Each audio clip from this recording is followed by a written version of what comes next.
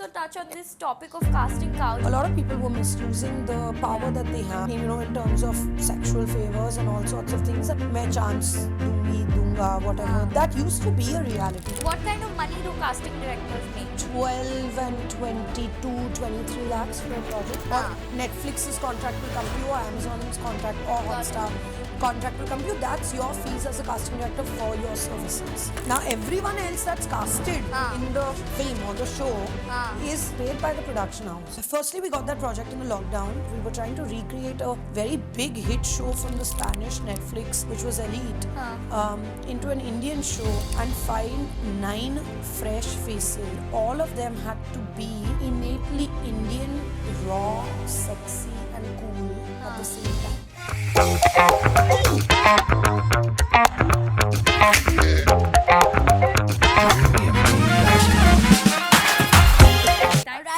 Thanks Panchami for joining in today, and welcome to our show Wiping Out the Norm. Thank you. It's all about women who have wiped out the norm in different industries that they are, and you've been one of those few women in the casting directing space where you help talent come into life and bring them into existence. And in India, I mean, it's known as the capital of acting. So many people from abroad join in. We have so many Indians coming in, and you're like at the forefront of getting people join the workforce. I mean, it's like a big responsibility to have.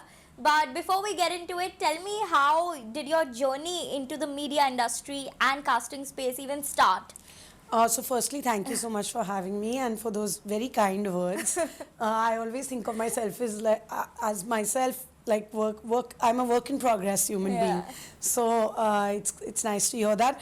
So basically, I grew up in a school in Bandra. I'm born and brought up in Mumbai.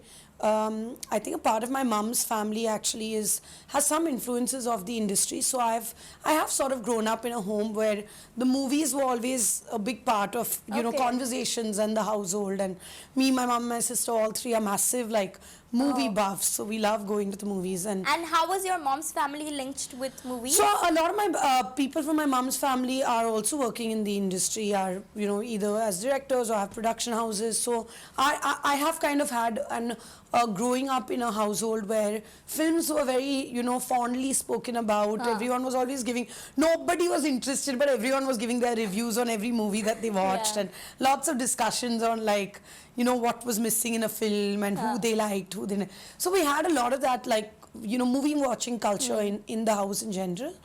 So I think it was quite, it was a very normal sort of tumbling into this industry for me, because it just came very naturally for both me and my sister. My sister also works in the industry. She works as a celebrity stylist. Her name is Ghavri. So we both just kind of stumbled into the same industry, and we've not, obviously because she works as a stylist and I work as a casting director, we've not crossed paths in the work life. But not yet? No, not yet actually. How? It's just not happened because my sister does a lot more personal styling for celebrities, and then so she works with a lot of people that I've I've casted, or I've worked in movies that they've been a part of. So indirectly, but not quite directly. Got it. So that is how you picked up this bug of Bollywood. So then it was college. Obviously, I was clueless like any other 15, 16-year-old. I didn't quite know what I wanted to do. But I knew I wanted to work at the movies. That was clear. So I went ahead and I joined working as an assistant director. I was only maybe 17 or 18. So I started off very early. And I think we'll speak about that later. But how that kind of gave me an edge later on. And I'm very proud that I made that decision early on in life. I went ahead and I assisted on a film called Wake Up Sid, which we all have watched. And of course. And I was kind of, maybe you'd call it kismat, but I was kind of put on to casting as my very first job in life. Oh, so you didn't choose it, it chose you. It chose me, because but you don't get to choose anything when you're an assistant director in a movie which is a Dharma production and is a banner. I didn't get to choose. I was just put on. I was put on to the film as an assistant director and as a DA, really, which is the director's assistant. And then you kind of are the right hand Correct, to the director. Yeah, and you're going to help them through different Roles. Yeah, roles, Yeah. exactly. But I was designated to casting, Okay. and at the time, Nandini Shrikant, who's still a very, very renowned casting director, was casting the film, and I worked under her for a year. Okay. And then I kind of just, so it was literally like it chose me, like you said. Yeah. I was just put on to casting, and then today I'm still casting. So and you it's loved it so much that you decided that this will be your line I of mean, work. it kind of, I think when you're that young, you know, it's like things just kind of happen. It's not like you make some big decision that Yeah. I'm going to do this for the rest of my life. Like, I didn't have one of those eureka moments, but I just started to do it. I realized, and I mean, a lot of casting directors will agree that casting is a highly it's a people's you have to be a people's person, Yeah, right? of Because our main job is dealing with people and actors, so you have to have a certain knack for dealing with people. Yeah. And so that was one thing that I knew inherently was part of my personality. And the second thing was that I enjoyed you know, doing auditions and, you know, curating which ones were better and Yeah. like directing them, and like all of that was really fun for me. It didn't come with any baggage ki, oh, this is my moment of deciding ki yehi karna hai. But you didn't ever think of becoming an actress? So I did do some plays as an actor, obviously, but to be honest, I was very early on, because it was mainly my sister and my mum. The three of us were living together. My parents had been separated when I was much younger. I think the responsibility of sort of to take on responsibility to be financially independent came very early in life. So I knew that acting is something that is it's the long haul. Like you have to be very passionate about acting, and then give it you don't know when you're going to, I mean, this is something that all actors, we say this to actors also, that you don't know when the opportunity will come. You just have to put your head down and keep working. So I don't think at that time I was ready to give that kind of commitment. Like I wanted to get started with my life. Okay. So I was interested in the arts, obviously, but I quickly chose the field. I was like, okay, I think I can do this on my own. So I assisted for a year. I quit college, so I'm a dropout. Really? Yeah, I didn't complete Which my year education. did you drop out? I did my first year BA and then I dropped out. What? Yeah. Why? Mom was not too happy about that, as you would know. Yeah. Just because I was working simultaneously on the set of Wake Up Sid, and I couldn't have done that if I continued, because they're not going to make exceptions for you to go to college. Especially when you're directors. So I had to make a choice, and I made the choice. And then I quit my studies. So my mom is actually a graduate, and I'm not.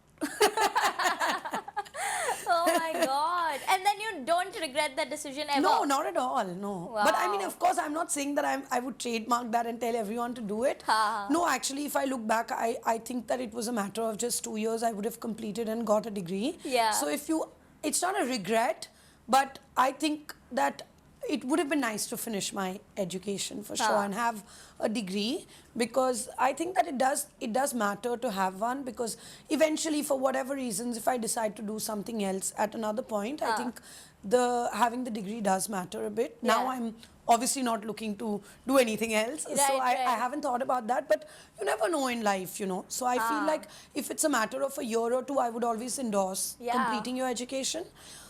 Did that have a big effect on my career? No, Not really. No. Of course. I mean, we have so many creators and artists who are dropouts and are still doing so well. Yeah. But tell me, I think like, life teaches you, you know. I think experiences teach you. Yeah, they teach so you it's more not than books. always bookish knowledge. In fact, I think even like school life was amazing, but I feel like life taught me more than school taught me. Of course. Yeah. That's there for any entrepreneur, for that matter. And you're like one of them, starting your own companies. Yeah, and then I just kind of went for it. I went to New York. I did a diploma, short degree at Lee Strasberg, which is also a film school in New York. Did What a did you combination. study in So I did a combination of, actually it is, obviously, I don't know, I mean, it is important to know what it's like to be in front of the camera, to be behind the camera. So I took a combination of like film and acting. So I had some acting classes, and then I also took a class called Audition Protocol, which was really interesting actually.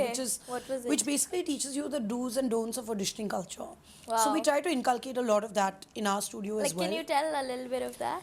Like how to prep for a scene, to never step over and tell your co-actors how to say their lines. Yeah. A lot of protocol stuff, like, you know, just like not coming too over prepared with lines, because then it's difficult for a director to Get it break naturally. out of that. Huh. Yeah, so a lot of like small anecdotes that are important for us to know when we are when you're a part of the auditioning culture even, which is like come on time, perhaps come a few minutes earlier than your audition Yeah. time. Often in the casting studio we do rolling lunches. What is that? Rolling lunches is like we don't take an hour off for lunch. Oh, you It's have like it on a the few go. people will be eating and few Okay. people will be working, and then when they are done eating there'll be few, which means that when somebody runs in a bit too late for an audition, Yeah.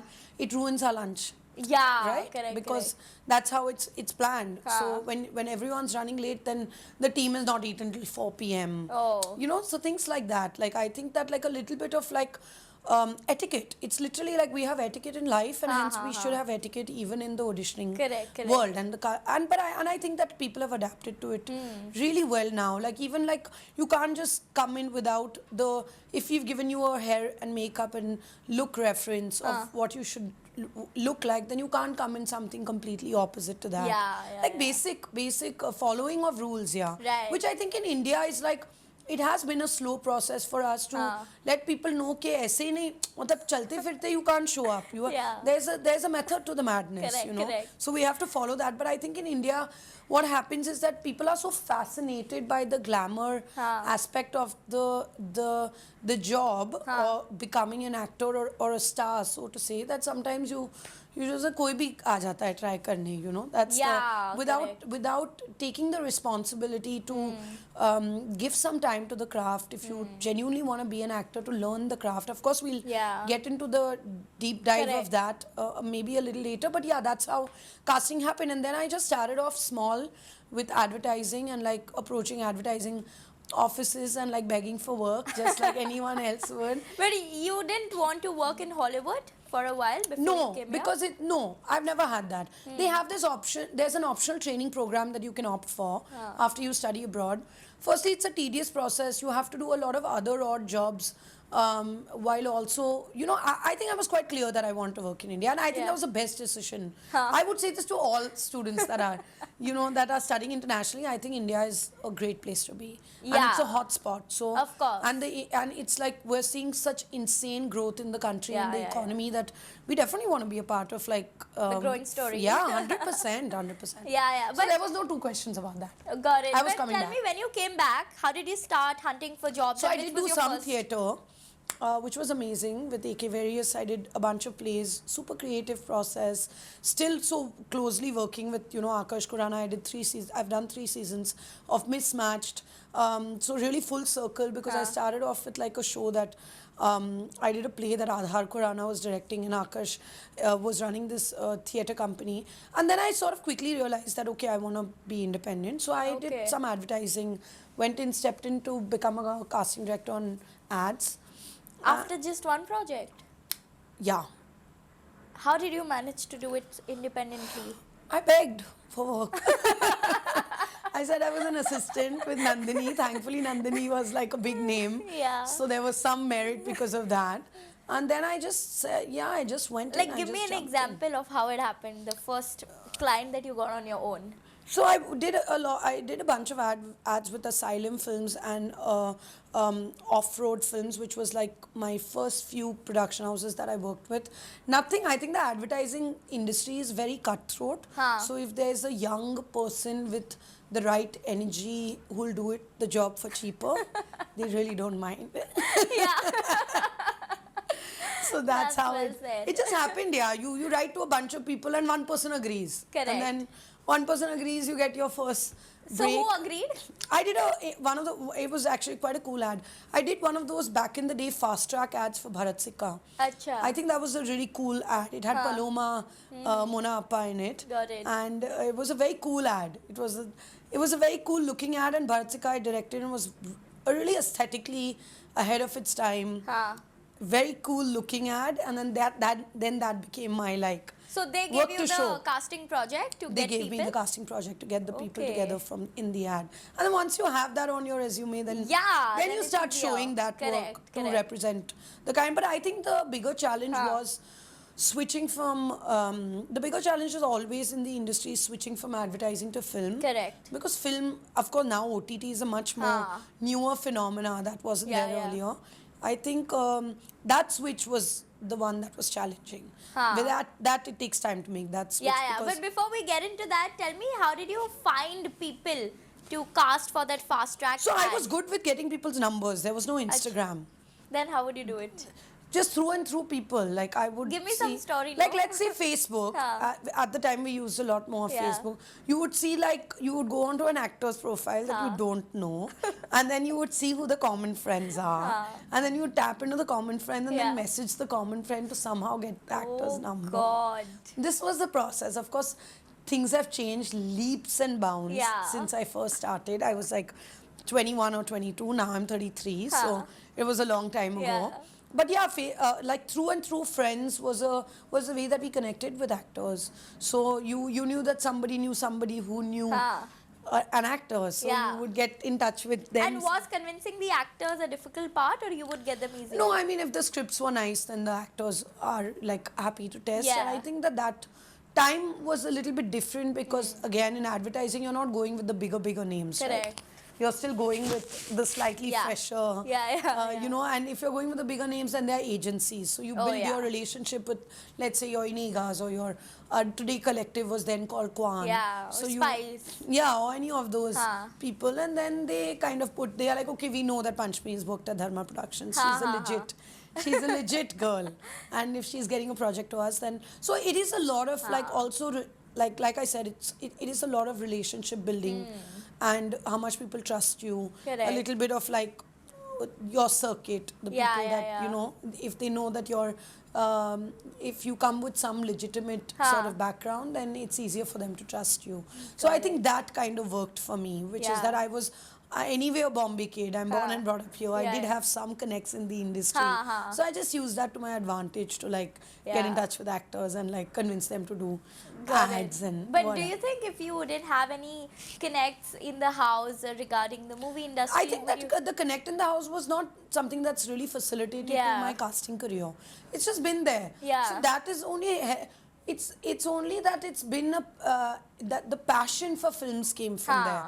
But I didn't really use any of those, you know, those connects to get to where I am today. Yeah, got it. So it's all been very, very independent. Very from independent. scratch. Yeah, both for me and my sister both. Got it. You mentioned about working with Dharma Productions. Yeah. So tell me, how did that come into existence? So Wake Up Sid was produced by Dharma. So my very first stint was them. Okay. And then the story about how I got Brothers, which was my first big film for them, is actually quite a funny one. So Yeah. I'll tell you that story. I was very young. I was like 22 or something. I'd never casted like a big film independently. I'd Okay. only worked under Nandini. And then the first AD, Santosh, is a very close friend of mine because he was also an AD on Wake Up Sid, and he called me and he was like, you know, Brothers, this big film, it had like Akshay Kumar and Siddharth Malhotra, and eventually we got Jacqueline on board, Yeah. and Jackie Shroff and all these big names, and they were like, you know, they're looking for a casting director. Do you want to come in and take a meeting? And I was like, are you mad? Not at all. I was like, I'm not experienced enough to do this film. I'm like still doing advertising. I'm not like really jumped into, and I don't have a team or an office or like any of those basic things. And I had planned this amazing trip to go to Rome with my now husband and then boyfriend. And I was like, I'm going to Rome. I booked my tickets, Florence, super fun plan I had made. And then Santosh, this friend of mine, was like, listen, I think you should, you know, just, we're meeting casting directors right now. Why don't you just come in and take the meeting? And I was like, I mean, sure, why not? If you'll give me the opportunity to take a meeting with like a established director, I'll try and come and at least put a face to a name. And, you know, at least I'll feel like a casting director. So he was like, okay, we'll set up a meeting and stuff. And Karan Malhotra is this excellent director who's kind of been around in the industry for really long. Like he's super senior in the scene, and I was still like very, very young and fresh. So I kind of went into this meeting, and you know, I was very respectful, and I met him, and I had absolutely no, I think that there may have been a comfort in the way I presented myself, because there was absolutely no fear at all. no fear, because I knew I will definitely not be doing this film because there were people like much more experienced than me, like Shruti Mahajan, of a couple of other casting directors that they had been meeting. So I just went like, I mean, it was easy for me to be confident because I was confident I'm not getting this film. So I just went in and I did a really lovely meeting with him, and I'd actually, funnily enough, it was based on a film called Warrior. Okay. So I kind of watched the film just 2 days before taking the meeting. I never even watched the film. It was adapted from that. Okay. So I went in and I did a meeting, and I had a lovely time meeting him, and it was a great chat, and I told him a little bit about my casting, and I guess that somewhere I was super comfortable in the meeting because I was not nervous because I was going to Rome. So I finished the meeting and I was like, okay, great, I got this opportunity to go into Dharma. And Dharma has kind of always been a very home-like feeling for me. It is that even now I work so closely with them, love everyone in the team, and it's like it's home only. I feel very comfortable when I'm there. So anyway, so I walked out and I was like, okay, done, great meeting and all. And that's it. And maybe like maybe a week or a couple of days later, I got a call from Santosh. I was somewhere casting for an ad in some studio, and he was like, what's up? How's it going? Or whatever. I was like, nothing, I'm doing some ad, leaving on the da-da-da. I was giving him my whole plan of where all I'm going. And he was like, Acha, listen. I said, yeah. He's like, you're on. Yeah. I was like, what? The fuck I'm saying? Yeah. So I was like, what do you mean? He was like, no, Karan really liked your energy and he thinks that you're new. Okay. So you might have the energy and the spirit that we're looking for someone to come and give into this project. So he's like, you're on board. You'll be casting the film. Wow. I was like, I was shell-shocked firstly because I had so many a barrage of questions in my mind. I was like, how am I going to cast You this? got this call when you were in Rome or after? No, I was still in Bombay. I was leaving for Rome in the following week. Anyway, the Rome trip has gotten quickly cancelled, obviously. Oh, yeah. I didn't end up going, and then like I was just on board, and then I think that was like my real first big, and it was such a big film to get because it's like had these super big established stars in it, and the whole film is based on like MMA, and I had to get like actors who also know how to do MMA. Correct. It was super random. But how anyway, did you find those actors? We did it. We just did it. I think that's what. So Santosh always told me this. He was like, you came in with an energy which was like, whatever it is, I'll figure it out. So he was like, I think that worked to your advantage because eventually as a people which I see now when I hire so many people that are from Gen Z and younger, I see that the hunger that a younger person comes with is actually quite interesting because they want to prove themselves. So I think I had a similar sort of energy when I met him for the first time. I was just hungry. I was like, okay, I'm ready to do whatever it takes. So then we just went for it. I called every single MMA like school that was there in Bombay, Delhi, wherever. Got all the people down, auditioned them, and then we put the film together. And the film was a very big one. So it was a very, like I felt the responsibility to have to deliver and to work really hard because it was a really big cast. It was like 100 people or something in the film. Every speaking part is casted by a casting director. And there were some 100 speaking parts. And then I helped them with like all of the MMA fighters, etc., etc. My God. And I think that was sort of like my first big turning point to get a break on a film like Brothers, which was Dharma Productions. But how did Karan know of you? So he kind of always knew because I was this kid who was assisting on because of your Wake Up Sid. Okay, so he always saw me lurking around the office, but like I had never spoken to him directly. That obviously came much later in my career when he's obviously now is like a very, very strong mentor for me, I would say. Like if I'm stuck anywhere or I mean, he's definitely someone that I would go to for some advice. And I'm, like I said, I work with Dharma so closely that it's a very, very family sort of, feeling and situation for me. And then it was like, that's it. Things turned around. So that's how you transitioned from ad into film? Yeah. Okay. And before that, I had done Devika Bhagat's film called 1/2. But I think that, the opportunity that really turned it around for me was films like Brothers and Kapoor and Sons. Because after that, when Kapoor and Sons happened, Karan Malhotra had given a recommendation to Shakun. Because internally, they're all directors at Dharma. So he had given a recommendation to Shakun, and Shakun had never worked with me before. And then once that kind of opened out, then I've done Gheraiya also for him. So it just Okay. was like, it's a snowball effect, obviously. yeah, yeah.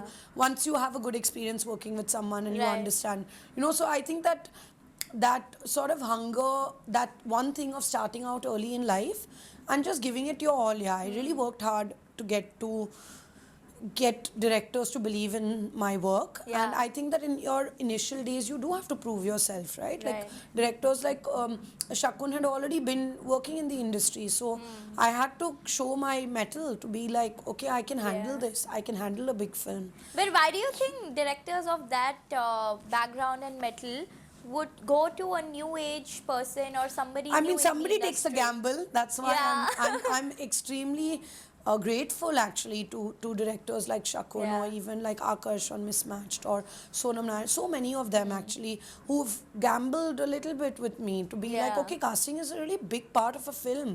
You're every speaking character in today's time, when we are such a talent-oriented industry. Yeah. You can't take a chance with your Correct. cast. You Yeah. need good actors.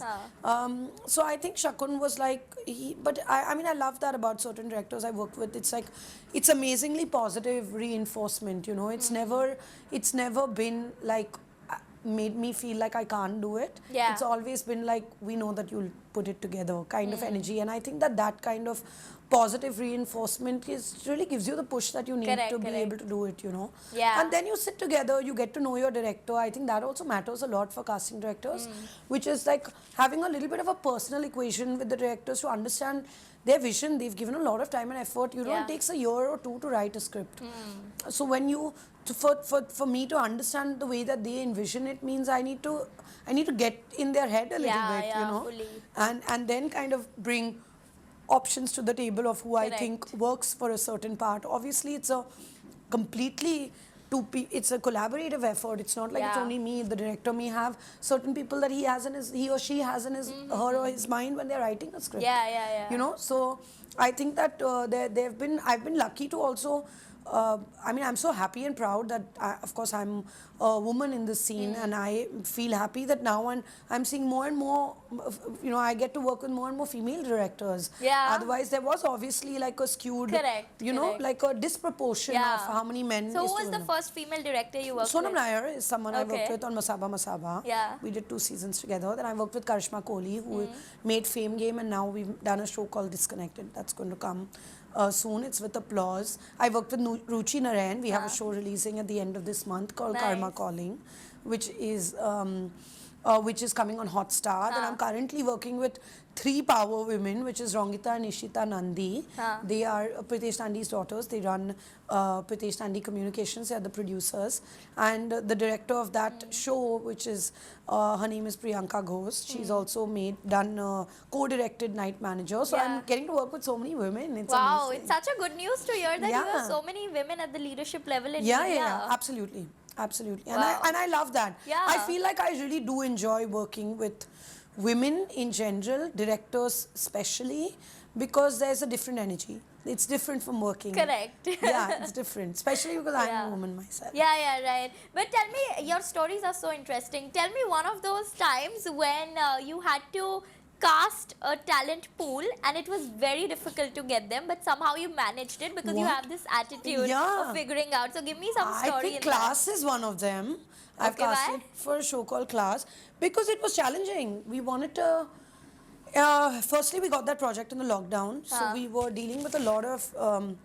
We were dealing with doing casting remotely, which is so difficult. So much of casting is like the energies that we get in an audition Yeah. in person. If you don't like something, I can quickly tell you to listen. I don't like that line. Remove it, change it. This is too aggressive. This is too sweet. We want it to have a undertone of sarcasm. Yeah. We want it's coming. I'm not. I mean, there's so much feedback that one can give in person. Correct. But we were like bang in the middle of the lockdown. So the project came to me when I was in one of those top and pajama type of days. I never worked with Audition before, which is always, when you're working with a new director, you always, it takes some time to understand their taste. their taste, their vision. Of course, you can get an idea with seeing their work, which we always do that Yeah. homework of having seen their work from the past, of the kind of castings that they've done. But it came to us at such a strange time, you know, it was also a spillover project. Someone else had been casting it, which usually I don't take on, but the lockdown was like beggars are not choosers. I wanted to work. I was like, I'll go mad sitting in the house. So I'd rather just, you know, take something on. Yeah. Oshim was a super interesting director. I really wanted to work with him.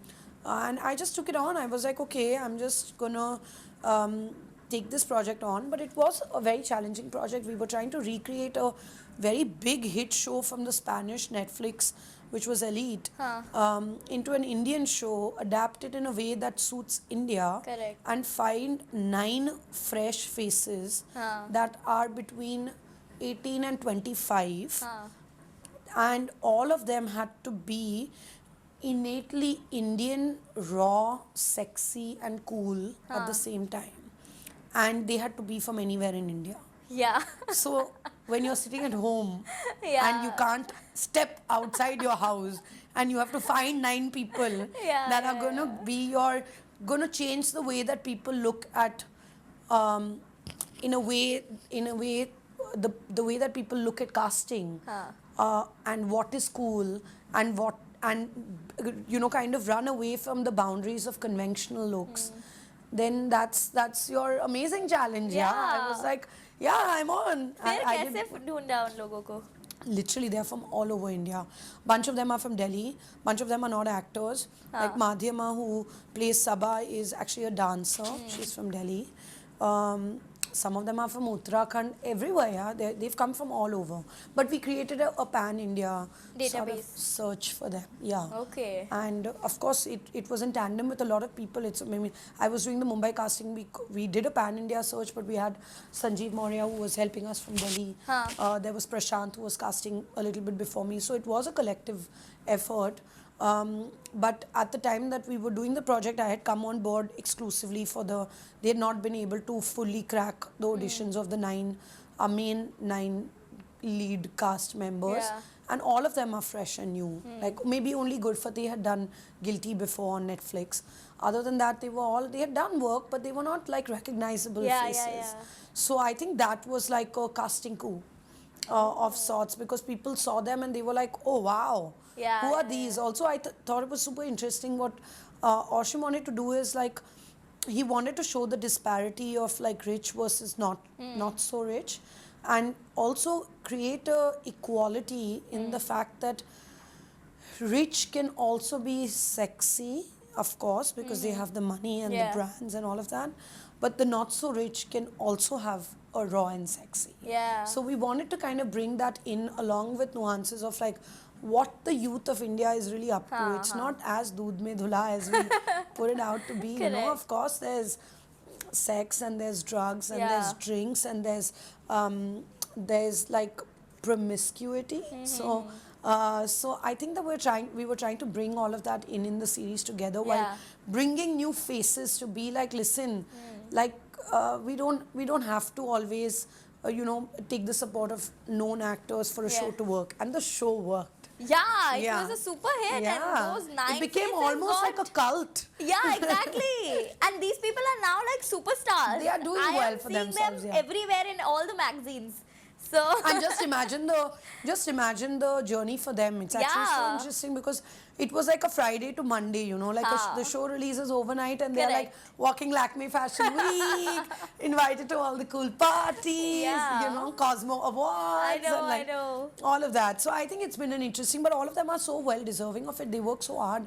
The shoot went on over 2 years because of the lockdown, you know, and they weren't no stars in that process, or they didn't know where they're going to land up. So they really waited it out till you know, they got to this point of the show doing so well, and then they got the recognition that they you know, truly deserve. But for people that don't come from a background of you know, any film families or any of that, this is a really big deal. Yeah, I know. And then when you enable that as a catalyst, I loved it. They are like my kids. I feel like a proud mama. Yeah, of course. I think you should write a blog on this. It'll really be famous and everybody would cover it. That okay, she's the woman behind these faces. But that was the journey of class. Tell me about which was your first OTT series that you got otherwise? Wow, which was my first OTT series was probably Mismatched. Okay. Mismatched season 1 and Masaba were back So to did back. you cast Prajakta? Yeah, she came in an audition. Oh, haven't you seen Oh. Netflix did a really fun video of. Really? I don't know the story. So Tell in me. season 2, Huh. Netflix did a really fun series where they asked us for all of their auditions. Okay. And then we surprised them with showing them all their first auditions. Everyone came in for an audition, everyone in that cast. Oh. So Prajakta included. Prajakta was really big on YouTube, but like Huh. I think the OTT and the film world was still not as. I think there are two separate worlds, right? Like there's a whole YouTube audience Correct. that's really big, but it's not necessary that everyone in the film and OTT world knows all of the YouTubers. Huh. The YouTube world knows about each other. Correct. But not so much the film Huh, world. huh. So I think Prajakta was super big in the YouTube world. Huh. But people were still not as many people knew. They knew mostly Sen, Huh. but not as many people knew her in the film world. Like Yeah. even I casted her even in Jug Jug Jio, Huh. where she also auditioned and she was a part Okay. of the film. But So you decided that she can be one of the faces in that. I mean, family. many people tested, Huh. and Prajakta was one of them. And the good Okay. part about Prajakta is that she tests supremely well.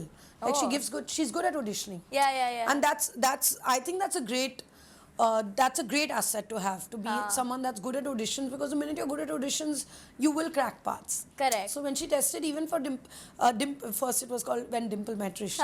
That was later called Yeah. Mismatch because it's based on a book. So when she came in and tested for Dimple, we instantly just loved her test because she was so Yeah. comfortable in front of the camera. Huh. The camera was something that she's so used to being on. Yeah. She's edited so many videos and like done that whole drill, Correct. So she was just, there was an inherent comfort and she she fit the character perfectly. Wow. So when we sent the audition in, Akash was like, this is that mostly say. So there was a little bit of a connect, but there wasn't Oh. a direct like, oh, we know who she is. Yeah. Of course, Mismatch has also helped her become, I would say, in the commercial massy world even bigger. Correct. Right? Yeah. And then when she went ahead and did the silver screen in Jug Jug, it became even bigger. Yeah. You know, so I think that all these things have definitely been a very big part of her journey. Yeah. And you know what I love about Prajakta is that she's so aware of, her own journey, and she's so grounded about it, and that's something I have to give her full credit for. Wow. But you got her the first entry into the Yeah, she tested with Masi us for world. Mismatched for the first time. I Yeah. mean, I'm sure she was auditioning for other projects, but that was the first time she tested with us. Oh, she applied to y'all, or y'all reached out to her? No, we reached out to her. Okay. To be like, I mean, that's how it is. We Yeah. source talent and we ask them to come and test. Huh. But it's completely driven by your test, right? Got you have it. to. Correct. It's not like on Netflix could give a suggestion. In Prajakta's case, it didn't come from them. Huh. But the minute they saw her test, they were Yeah. like, wow, this is amazing. It's so Wow. refreshing to see a good test. Yeah, But yeah. so much of our sourcing happens on Instagram now also.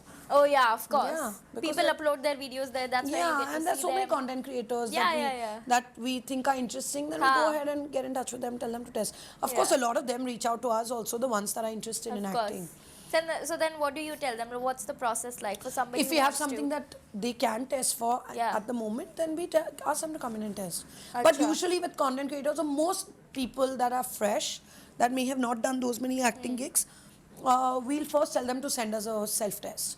So Huh. we've started to curate the process a lot more now, because we Correct. don't, obviously I want my team Yeah, and me to you put the have best your own- efforts into correct. something that's worth the while, right? So the first round will usually be a self-test. Yeah. And then if they make it through the self-test, then they come into the office. Yeah, but there's a myth that people do not like in the founder world. People send a lot of pitches to investors, and investors sometimes overlook it because Okay. they get so many of them. Yeah. So in your industry also, because the demand is so Absolutely. high, do Yeah. you all sometimes not see all the videos? Of course, that you absolutely. This is very, very normal. Obviously, you're living in a country of 1.3 billion Yeah. people, and people are so fascinated by the movie industry Hmm. that everyone's just randomly applying. Some of them are not even experienced or have not done a acting program or Yeah. any of that. So, of course, things go amiss. But to every post that we put out a requirement on Instagram, Yeah. wherever we are welcoming freshers, we Huh. always say that. Okay. We'll tag it like freshers are welcome. Yeah. Which means that we are open to people that don't have that much experience. Got it. So if you'll randomly, like now while you and me are sitting, if somebody sends an email on panchami@ghavri.com, it's probably going amiss. But Yeah. when we put out a requirement on our Instagram, it. it's not going out amiss. Got it. Yeah. But then, like, how do you decide who will be a fresh face? Do you really require somebody who's done something, or something who's just very natural, good looking on the camera, is able to act well? They're also a cut for you if they've not done anything. Yeah. Of course, they're a cut. I think that depends a little bit on the director and how they see it, Yeah. and also the platform really, because the platform may have some feedback. If for certain characters we want to go with a slightly weightage name, we want to push the ensemble up. So that I think it varies on every project. Either way, if there's someone that I want to test for a certain part, I will do the test anyway. Got it. And I will show it to the director. Yeah, so that they have an open. Directors usually have an open mind. So if they see a fantastic test and they are not like a big name or anything, but they connect with the test, and we'll still send it ahead to the platform. Correct. And because you've been in casting for so long, I have a very rudimentary question around how do you really decide out of so many faces who's going to be the right one for the right role? It's completely based on talent. I mean, I'd be lying if I said it's 100% talent. Yeah. But I would say that it's a solid 60%, 60, 70% talent. Of course. And then the remaining 30% can be many variables. Yeah. Honestly, it's like personality type. It could be how they look with someone else. Yeah. It could really be anything. Like, give me an example. For example, if you were confused between top two people, Yeah. if that ever happened, how did you decide to go with the one person? Correct. This is the variables. Like, who is the co-actor? How. Sometimes it could be something as simple as how they look together. Because if I've come to two, means both have given good tests. Correct. Then there could be either I have a preference and me and the director have a preference and we say it to Netflix. Yeah. It could swing two ways. Either Netflix or Amazon or any other platform would be like, we'll go with the director's vision. Or they may have a feedback to be like, we think that XYZ works better because of whatever. But sometimes it's a lot, it can be beyond acting also. This is the reality of the situation, which is that it could be so many things, like what the actor is doing currently, if they're doing a part that's similar than what we are offering, if it's like the pair is looking better with, if we've already cast another actor and the pair is working better with someone else. So sometimes it's a lot more variables than, but I will still say that the variables are not that much that we would go with someone who's just making a really good pair but is not a good actor. Yeah, of course. Aisa variable Talent nahi hai. gives... So talent is the majority should first be most talent, important thing, and then the second thing varies. Got It it. could be like a lot of things. Like right now we're casting for a show in which it requires an actor to speak in French a little bit. Okay. In some part of the... So would I go authentically with someone who knows how to speak in French, or someone that may have given a good test but doesn't know how to speak in French? Of course. ऐसे कुछ भी हो सकता है. वो variables तो बहुत सारे हैं. Got it. It could sometimes, we've even had moments which breaks our heart. What? It's been like someone's height has been a problem. Oh, it could be anything. And then hence we always say it out to actors that when you don't get a part or you make the cut till the shortlist and you don't get it, don't question your acting skills. It could be, but actors tend to do that. Oh, yeah, they feel that rejection, like, what didn't I have in the acting aspect? Correct. But sometimes and very often it's not the acting. It's many other variables, you know. So currently in your company, which section of work are you mostly working on? So we do Films, web OTT and series, ads? films the most. I do some advertising, but Yeah. I prefer long format, if I may say so. Because it's just a more like, it's a longer, more connected sort of process. Yeah. Because then we're like there end to end. We like seeing the product in the end. Yeah. Advertising is a slightly different sort of ball game, right? It's a very quick, Correct. it's a quickly Fly by done the job. night Yeah, it's like kind a of a work, 3-4 day yeah. thing. So how connected can you be to something when you're like? So I've always leaned towards Sustainable projects, long I've term. leaned towards long format. Yeah, more. Like yeah. I feel more connected as an HOD on projects that are more end to end. Which are your upcoming ones? Oh, we have so much fun work, and I'm really excited about that. So we have Karma Calling that's going to release now on the 26th. Please watch it. Yeah. Which platform is it coming It's on Hotstar. It has Okay. Ravina Tandon in lead. Yeah. And then there's a bunch of other really nice cast. Then we have, I've done Homi Adajania's next film for Netflix, which is called Murder Mubarak. That's Okay. also a really large, very fun project. Big cast, about like a 15, 17 people cast. That's going to come sometime this year. Then we've done a film called The Crew, which is produced by Ekta Kapoor and Riya Kapoor, which has a fantastic cast again, which is, it has Kareena Kapoor, Kriti Sanon, and Tabu. That's coming in nice. March, which Unique also has... combination of actors. Yeah, it's a three women film produced by women. Again, love it. And that has even Diljit Dosanjh in it. And then we have a show called Call Me Babe, which is Amazon Prime, which is Ananya's first show for as an on OTT. Basically, it's her OTT debut. Ananya Pandey's. She did no Kho Gaye Hum Kahan already. But that's OTT. Netflix पे तो आया था. Yeah, that film was actually, I think that was made with the intention of, and then went on. Oh, to is OTT. it? Yeah, Oh, got it. I think so. Because I think that I mean, if you watch the film, it's just perfect for OTT. I think that was definitely the right decision to. Yeah, it's not a theater film. Yeah. But I would say like she's leading that. Got it. Call Me Bae is her first like OTT lead, I guess. That's a really, really fun script. Also, it's being directed by Colin, which is also Dharma. Then we have a show called Showtime, which is also Hotstar. It's Imran Hashmi and a bunch of other big ensemble again. We have Kayose Irani's film called Sar Zameen, which is Prithviraj, Kajol and Ibrahim Ali Khan's debut film. So there's lots of fun work, upcoming this year. And these are all releasing. Are you doing that? There's Mr. and Mrs. Mahi, I forgot. Yeah, I was going to ask about that. Janvi and Rajkumar Rao, directed by Sharan. You're doing Yodha also? I've done Yodha also, which is also coming this year, which is Siddharth and Disha Patni, and very, very fun. Sagar and Pushkar have directed the film. Wow. I mean, how big is your team now after Actually, getting my so team many is constantly projects? changing, but we're usually between 10 and 12 people. That's it? Yeah. And what departments do you have within these people? We film in OTT, but we there's no such thing as the film people don't do OTT. ऐसा कुछ नहीं है. We work, everything is treated equally. So like if somebody has to start a casting company today, what are like the prerequisites apart from being a people's person? Like how do you build a team? I mean, now of course, firstly you should be working, since casting has come so much on the forefront. I mean, you should be, all of my team that's with me, and I'm so glad they're still with me. Thank my team. Thank you guys. I hope they stay with you forever now. I mean, I can't say that would be true. I would want them to do well and fly. But my team has been with me for a long time. Most of my team is with me between, I would say, between 2 and 5 years. So it is a very solid team. I would say if someone wants to work in casting, which will be my team also, they should, assist someone for at least 2 to 3 years to learn the ropes of casting. You know how we direct scenes. Now my team knows me like down to the pat. Like they know which tests I'm gonna like, and that's why even if like. And which is something I'm so proud of. Like when they do, there won't be much of a difference when I do a shortlist and they do a shortlist, which is like such an empowering thing for me as a leader, and for them.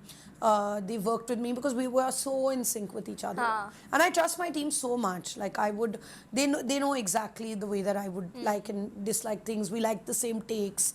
It's like we're just in sync. So I think that assisting a casting director is very, very important.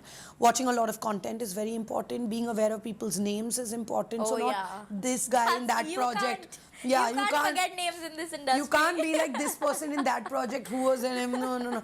No excuses for that. You should be knowing every single actor that's acting in the industry. Of course, there's still always figuring out more people, and I'm also still learning. I'm possibly the most irritating person to watch content with, because I keep pausing to take photos. Okay, of the talent. Whenever I see a good scene, even if it's an auntie at a party who's eating a slice of cake in a scene, I will pause and take a photo and try to ID them. I love Amazon Prime, by the way. If Amazon people are seeing this. Yeah, they give credits. They give their IDs, which is such an amazing thing, because then. But nobody else does, kya? No. Oh. Only Amazon. They ID all the people that you're seeing on the screen, which is amazing, because that's a great way for me to tap into new talent. Exactly. Even if it's one uncle who comes in one scene, or one grandpa that comes somewhere, I'm constantly pausing. In fact, my husband Vish gets so irritated, because it's like climax scene and I'm like, I'll pause it. Will you one second? I need to take one photo. Oh God. So I think that you have to be very aware of assisting someone, being aware of the content, watching a lot of content, being good with people, and also being, I think one quality that I think is difficult sometimes for people to understand is that casting is a team player job. So you can't be above. Yeah. You can't think you're above it. Correct. You know, it is a collaborative. You have Yeah. to work with the producer, and also we do so much of like, I think sometimes there's so much like mediating for us, because you know the producer may want something, Netflix wants something, the director may want something, I have to give my opinion. Yeah. But sometimes a little bit of like mediation is required to for everyone to see each other's point, and for Yeah. us to move forward. Because for us, if people get stuck in someone thinks something, we don't move forward and Yeah, lock yeah, cast. yeah, correct. So I think that those things are important. But I think that for me at my time, there was only the option of, I worked under someone, and there weren't, like, let's say today we don't have those many. It's not like blogging has started to have courses that you can do to become a blogger, now. I don't think that's there in casting yet. Like, I don't Yeah, think people I are don't think so teaching. people are- Yeah, yeah. so I think you have to learn on the job only. Of course. That's the way to do it. Got it. And how do you really hire people? What's your strategy? Oh, wow. 100% vibe. That's a tough one. That's a tough one. I'm very instinctive. Oh, I'm very, very instinctive. you have to be in terms of casting. I mean, casting also. and also in Yeah. life. I'm instinctive. I pick up on vibes very fast. So even if a room has some energy that's negative or positive, I'll pick it up very quickly. Yeah. So I think that what's been important to me is that I am like a little bit particular about how I want things to be, but I'm a very easygoing. I think I'm a very easygoing boss. I'm particular about certain things being done a certain way. Yeah. But other than that, we are very easygoing. I think we're a very super easygoing casting office. Like the Okay. energies are super chill. Yeah, and yeah. So I hire people on instinct, and the fact that they know how to work in a team, that's very important. Like the minute I feel like in a team, or even in my team, if the energy is kind of shifting to any sort of hierarchy, I don't like that. I like to bring that back into an equal atmosphere very Yeah, quickly, and sometimes it can happen, Of course. but I like to tether that back Yeah, into yeah. because if I'm not doing that in the office, Who then else will nobody do it? should Yeah. be doing it. So I think that sort of equality in the office is very important to me. Of course, we know that certain people are more senior. We don't have to shout that out from. Yeah. Some people have been working for longer. They worked on better project, because everyone already knows. I think Yeah. that these things are not. They're better off when they are not shouted from a it needs to rooftop. be kept subtle. Exactly. Everyone already knows the Yeah. truth. So I think that kind of security is very important. So I look for that in leaders. A secure leader Yeah. is what I'm looking, because I'm a secure leader, so I want Correct. my team also to be like that. The minute anyone's throwing weight around, it doesn't Yeah, work. yeah. So I think that is a very, very important aspect for me. And the second thing is just like vibe, yeah. Like I go on the fact that I'm particular about things. I am nurturing my team. I Yeah. give them a lot of, like, there'll be many times when they'll be given the free hand to, like, do shortlists for me or on behalf of me, and I'll be standing firmly behind them. Yeah. So I think that those things are important to me. But someone who is a quick learner, yeah, like everyone, it. like I feel like our job is so high stress sometimes Yeah. that वो आराम से learn करने का time ही नहीं है. Oh yeah, you're on Yeah, tight we're like time back to leashes. back timelines. Yeah. Things are sometimes falling through because of cost or whatever. There's so many hassles that we face on a daily basis. Correct. That I think someone who can adapt to, quickly finding solutions instead of problems. Yeah. Like I like solution finders over problem makers. Yeah. That's a good way to put it. But talking also about your kind of, networking style. I mean, meeting with people, building relationships. How do you do it? To be honest, I don't like doing anything that's unorganic. So you won't see me showing up at parties to network and all. That's just not my style. We haven't seen you in pap videos. No, I don't even think most people know who I am. Like maybe I'm in a place and they don't know that I'm me. Because I have been a little bit. I mean, I let my work speak for itself. Yeah. I think that's people know the work that we are doing, and I'm proud of the work that we are doing. and I'm happy for them to know us for that only. It's like I'm not. Your work should define you. Yeah, and I'm not. Neither am I like a backbencher when it comes to speaking about the work that I'm proud of. So we are here today. So it's not like I'm. So if I'm put on the forefront to ask questions about my life and work, I'm very happy to discuss it. But I'm not looking to be some poster girl. I'm looking to just do good work and work hard and be proud of the work that I do. And I think that I'm very grateful that I've worked with directors that are so progressive, that have given me so much leeway. I'm proud of the films. Like now when you ask me, I get so excited about. Yeah, I saw that. Which is what else can someone want? We are proud of the work that we're doing. Yeah, exactly. And I think more than that, I'm not looking for any kind of validation. Yeah. So when I'm validated with the work that I'm doing, then I'm not looking for external validation. Yeah, that's the highlight of being a secure person. And I think the people who have to know us, and hence we are doing the work that we are doing. Yeah, you know, of course. so that's. But like Bhumi, from being a casting director, she's now an actress. Yeah. So are you like open to this idea of being a celebrity or being an actress going forward? No, if all opportunity comes not in? at all. No? Absolutely not. No. Why? That's that was a strong no. That's no. I don't think that I'm built to be in this industry as an actor. No, I've done some fun cameos for shows that I've been in. In Masaba Masaba, I did a cameo in the show called Showtime, which is my show. I played a casting director. I'll do it for fun. For sure, if something came to me, I would do it for fun. Yeah. But not that's as a career. not. No, I'm not looking to do that. And honestly, I think that actors are made out of another skin. You need a thick skin to be an actor. And I love to travel and eat and all. I'm not interested to become an actor. No. So I'm in a very happy casting. I'm very happy doing other things in life.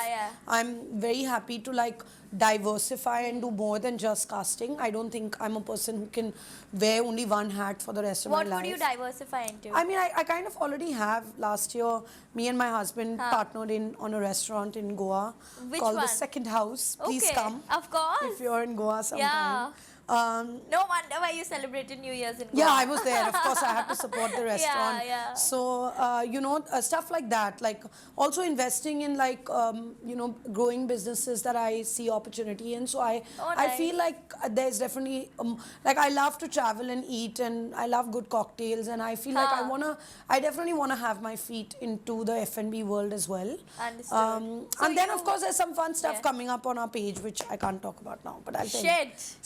Soon that we are going to start. You'll see more. Yeah, I'm excited to see it more now. But like you said, you're also into investing now, and since a lot of our audience is into that category of building businesses, what kind of businesses are you supporting? I know F&B is one category you mentioned. F&B. Jade Forest is another really amazing brand of like tonics and iced teas that I'm been working very closely with for the last like couple of years. So I kind of stepped in on that, and I really enjoy working with the people. I have a lot of faith in Suchir and Punveet who run the brand. So I feel like I think that for me and my wish, because we usually like love to step in on these things together, I think it's more like investing in people more than brands. So I think it's always been in people, investing in people that we have faith in, that we know have it in them to grow businesses and brands. I think. So which startups have you invested in? This Jade Forest is one of them. Okay. And then Second House is a F&B, like a restaurant venture that we've stepped into. So these two are the active ones? Yeah, active ones, Oh, interesting. And obviously, of course, I have the hunger to do more than that. So hopefully... Yeah, I'll keep that in mind. Yeah, hopefully, if there's something exciting. Something unique. 100%, I think that's the way forward, And I think I say this many times on interviews and stuff, that I think it was like our parents' generation was this very like one life, one career. But I don't quite believe in that funda. I think that I want to wear multiple hats through this lifetime. And while I have casting as such a solid sort of foundation for me, and I love the job, and anyone that will speak to me will understand that it doesn't come from just the fame or all of those things are very secondary for me. I genuinely love the opportunity that we are able to create for actors, and it's actually such a gratifying, like I sleep well at night. I can say that. And that moment when we get to call actors, tell them they've got the part, it's just it's just like an IIT coach getting their students into IIT. They are more than happy. Yeah. Like to so actually I want to tell you, even like as you asked even about when I did early on when I was doing some theatre and I did various plays and all, I kind of always had this feeling throughout that like, if I don't do this, then I want to help people do it. So, and then my life is kind of full circled in that, because I feel like there's a great power in being able to create that opportunity, especially for actors, because it's such a competitive sort of field. It has so much rejection. Yeah. So to be able to create that opportunity for people in a equal atmosphere where we're not creating the old school hierarchies or old school vibe of intimidating casting offices or any of that, just changing the narrative a little bit. Yeah. It's like is a very gratifying sort of position for me, my team, all of us. It makes us so happy when people come in, give a good test, and then crack the part. It's so basic, but it's like it makes us so happy when that happens. My God, you're having like small moments of happiness every day. Yeah. What else do you want? What else can I ask for? Yeah. Wow, that's the best part, when you love what you are doing. And you see it, like when we see it on the screen, when we see, I go in and watch a trailer, or the director is kind enough to show me something before it releases. It makes me so happy to because the thing is, we really see it happen, right? From paper to screen. What we do is like we read something that is what the director has been sitting on for 2 years and then writes down on a piece of paper, and then from that paper it goes on to us, pulling out scenes, which is the appropriate scene to do. Will we get enough of a graph of an actor from one scene? Should we be calling them for a second round? And then doing all of that back and forth, then going into your costumes and like putting them into the look, and then them going to shoot, and then eons later when the edit and everything happens and you see it on screen, it's like it's surreal for us to like be like, from paper when there was nothing. And also often what happens with casting, which is quite interesting, is that we are often the first people to be hired.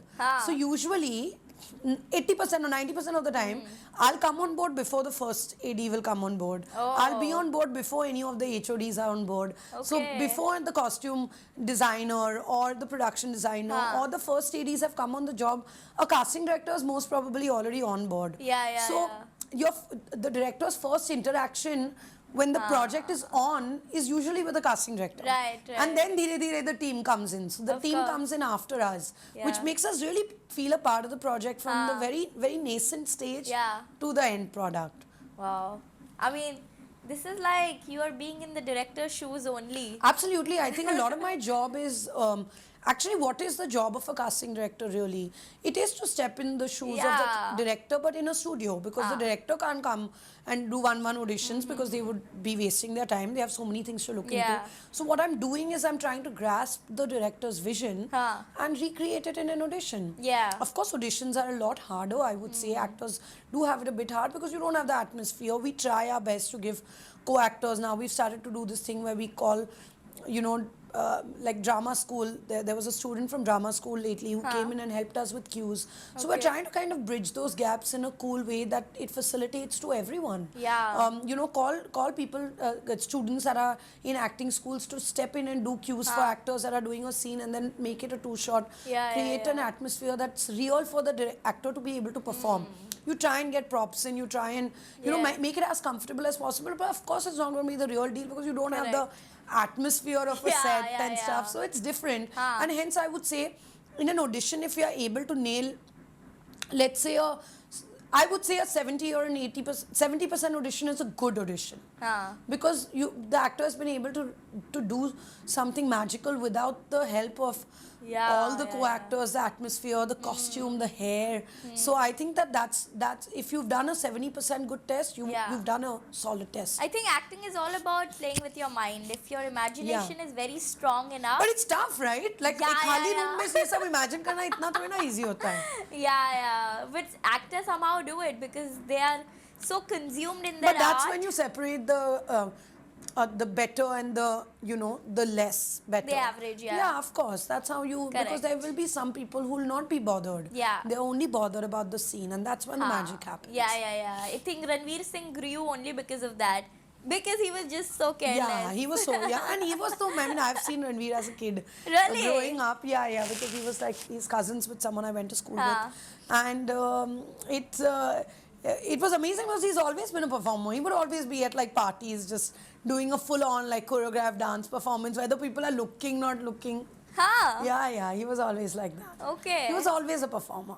He was Got always it. meant to be like someone that will, an Some entertainer. people you just look at them and you feel like these are hero or heroine material. Yeah. They're meant to be. Yeah. But tell me, like, there are so many actors today. Yeah. But why do only some people reach that stardom of getting brand collaborations, affiliations, getting on I the think global धीरे धीरे stage? तो it's opening out to a lot more people than it Yeah. did. But I think that it is a little bit of like Like, what it takes to go from this stage of being a really good actor I to think being it's a a superstar. I think it is a combination of things. Of course, personality and looks and a lot of your craft will always be first.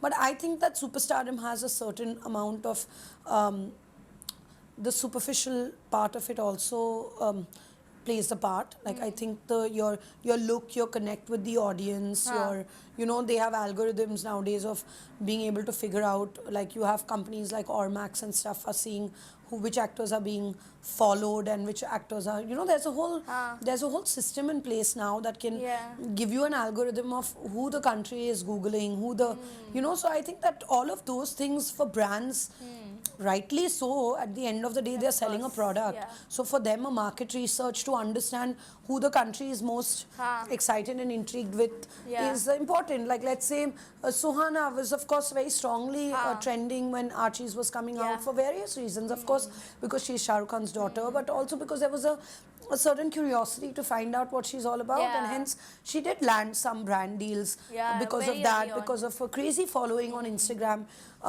But at the same time, you will see someone like a Tripti Dimri who didn't have a very strong following. But then Animal came out and it was crazy the way that, people were calling her the national crush. And I know Tripti so closely and I'm very, very fond of her.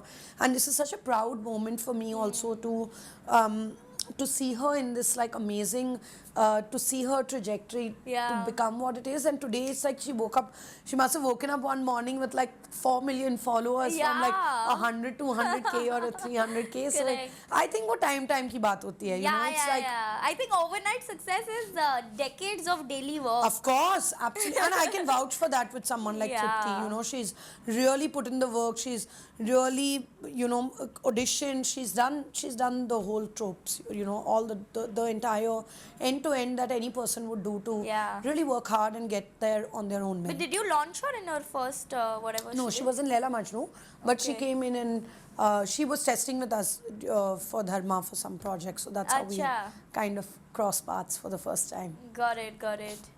But so it's got a lot to do with how you present and connect with your audience and what the audience is liking. Absolutely. And brands are going to be bothered about if they think that you resonate with the brand, like let's say a Tripti Dimri has done something with Pantene, or like we have done Clinique, back in the day she had done. So I think that those the brand has to feel like you're a neighbor, like girl next door face for them, and I think that those things have a lot to do with the market research and all. It's not entirely. But I've seen a lot of that going to celebrity kids and people who are already known. And so actually I want to say that here the part of the problem is a little bit both, because the audience also does propel them on the top. The media is also running after them to take. So you can't really ignore. We try to put that burden on and call them Nepo kids and put that burden on them, but I don't think that's entirely fair. We are a part of that problem. Because we are also following them and we are also interested to know which gym they are working out at and all. So I think that is a little bit like it's been built by the audience. I think it all depends there. Like they are looking for a normal, like they are going about doing their normal, life stuff, which they were doing even before they came into the industry. But I think we are very curious. The industry, people, audience is so curious to know. So I think that's a two-edged sword. Correct. So, and hence we propel them to a certain following, and then brands are interested because there's a following. Correct. Those it's a double-edged sword indeed. I mean, just talent doesn't work. Some kind of following will also require. It's, again, we are in a corporate. This is a corporate sort of world that we are in. So brands are naturally going to care about how many. That tomorrow when an actor posts a video, they just want eyeballs. They don't want any acting. So I think that it does yes, it is true that it goes to celebrity kids a little bit more because of there's the a reason following they for have. But very quickly, a film like Animal came and turned Yeah. that around, right? Correct. So I think that those things are, like I said, वो time ki baat hai. It's हाँ, like when you can't your judge moment it. comes and you arrive, you arrive. Yeah. And then the brands will be following you also.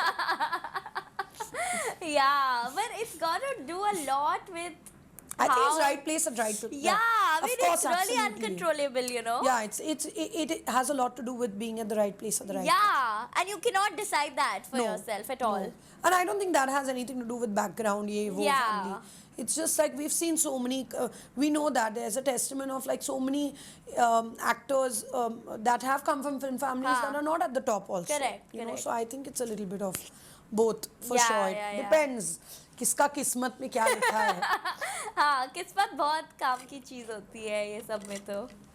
You can't do anything more. Yeah, but that's life, you know. I Yeah, mean, like, it's that's the even case us. in every industry. Yeah, it's in every industry. Yeah. It's even with me. It's like there'll be some films I'll want to do, but it'll go. ऐसे ही होता है. It's just like, and then randomly you'll go somewhere, meet someone, something else will materialize. Yeah, so I think that the most foolproof way, which I say to all actors from film families or not, or whatever it is, that the one thing that we can do that we know is foolproof is to work hard. It sounds a little bit like generic, but is to work hard and give it our best shot.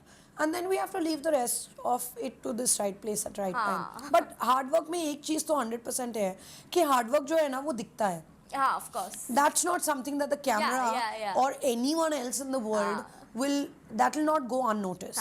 So I think that whether you come from a background or you don't, if you work hard, you will find, like, I don't know when it'll find you, but it'll find you.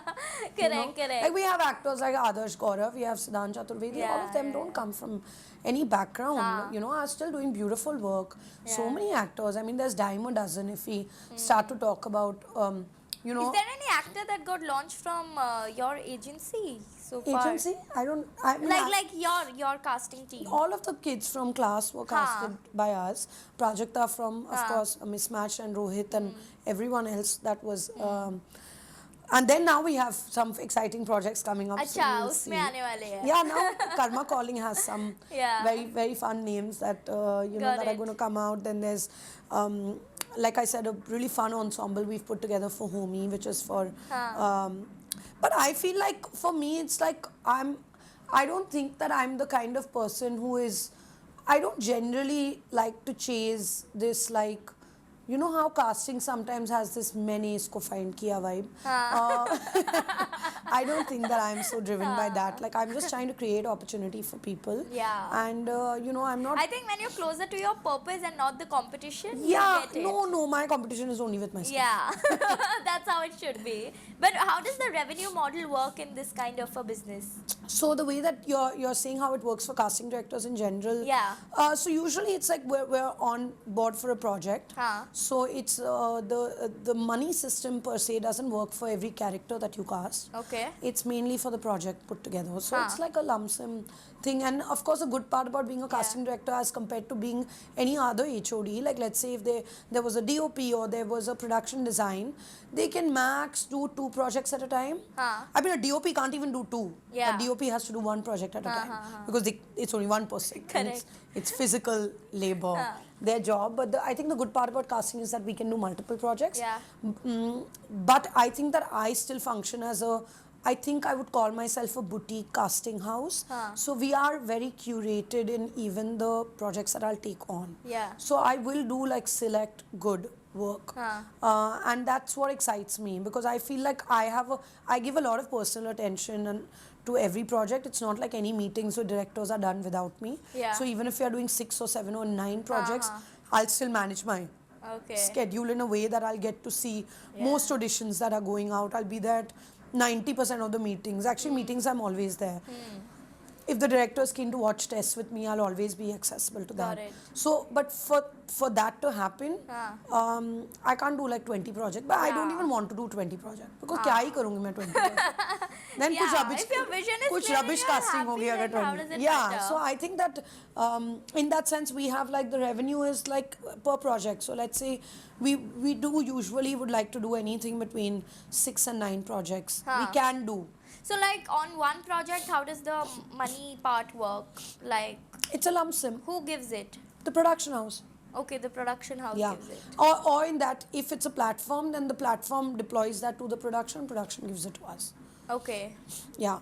And then, like for example, if you're doing a series where you Yeah. have to launch people, like Yeah. full series altogether, Yeah. what is the amount?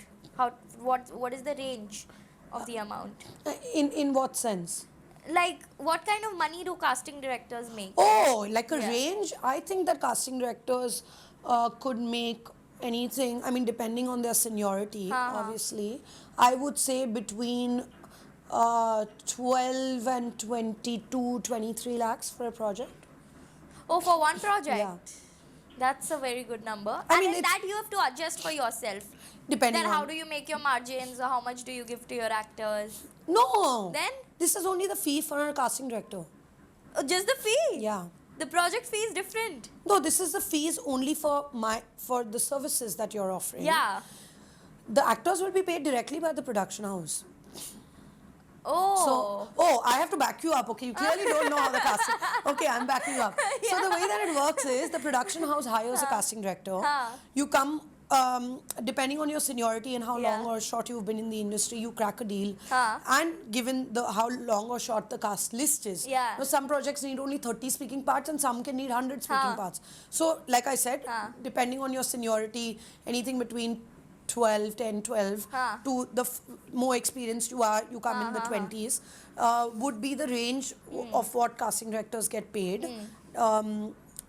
And then that's the production house does a contract with you. Or Netflix's contract will come to you, or Amazon's contract, or Got Hotstar contract will come to you. That's your fees as a casting director for your services.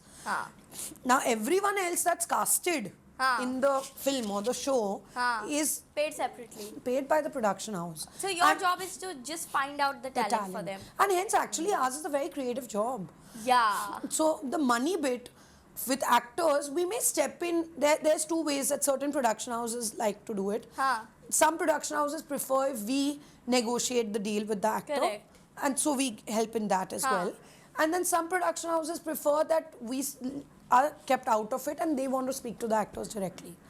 But in Or the 100 agency. But the 100 speaking parts, so they would want somebody else only, no, to take care. Why No, would the the production house do it? Why? This is what does a line producer and their team going to do? This is very much under their scope of things to crack. Because the thing is, they have a cost sheet from either the platform or the production house, so they have to make sure that they get everyone in a certain cost. If certain people are going up, then they have to adjust that with someone else, right?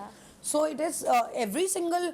It's all a lot of this. The cost negotiations and locking is done by a production house only. Okay. And it's very much under their expertise to do it. Yeah. Do you all have like exclusive arrangements as well in this industry, where you can only no, work not- with a certain production house for a year?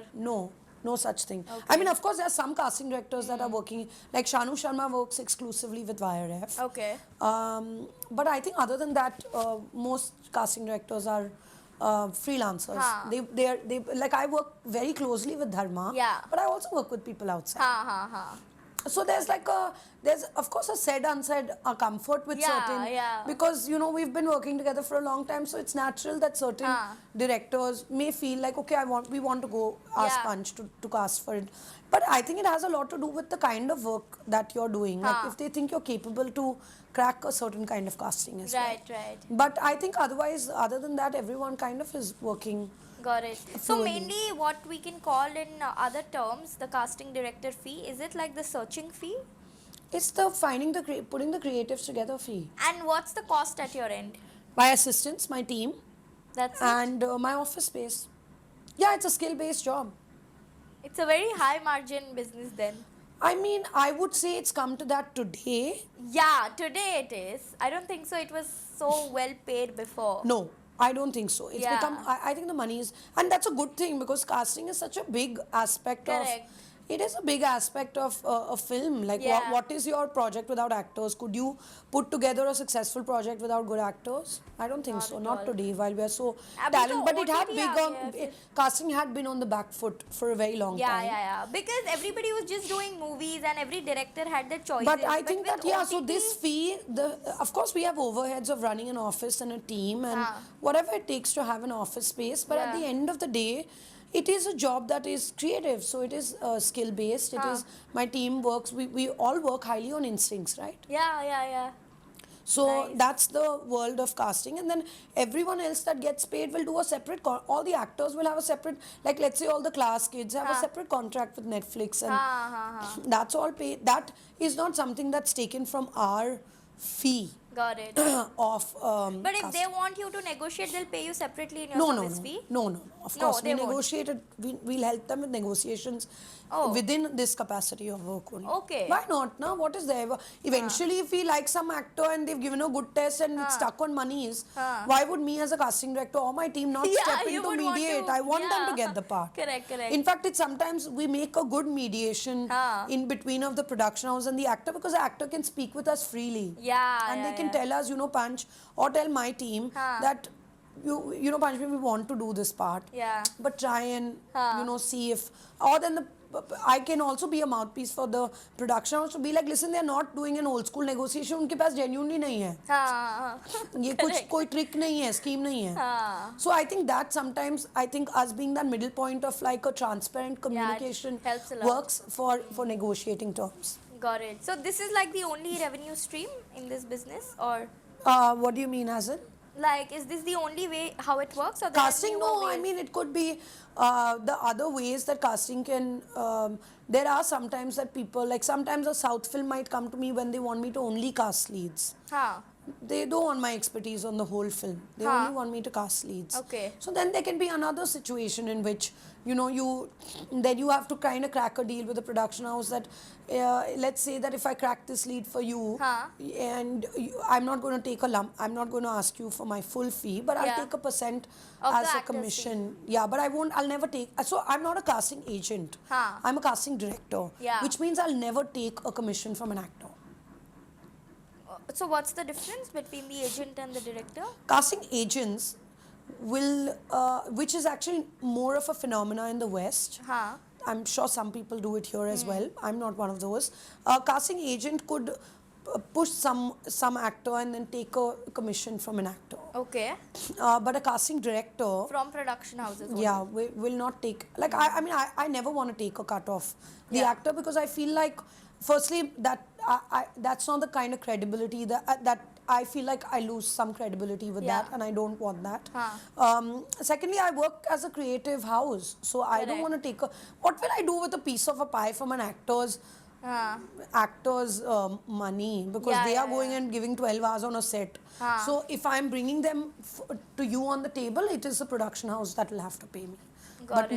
I will not take a piece from the actor. But do the casting agents also have the same interaction with the director from the scratch? No, the thing is that internationally casting agents work a bit differently, because then they can push you towards using certain people more. So there's a little bit more of, I feel like there's a little bit more of like a manipulation in that, whereas a casting director will always do what's good for the part. Correct. But a casting agent may be an agent. Like in the West, basically you can hire a casting agent, which is like hiring an agency. So obviously a Inega is going to push their talent. Of course. That's their job, to be able to, Inega or a collective or a Exceed.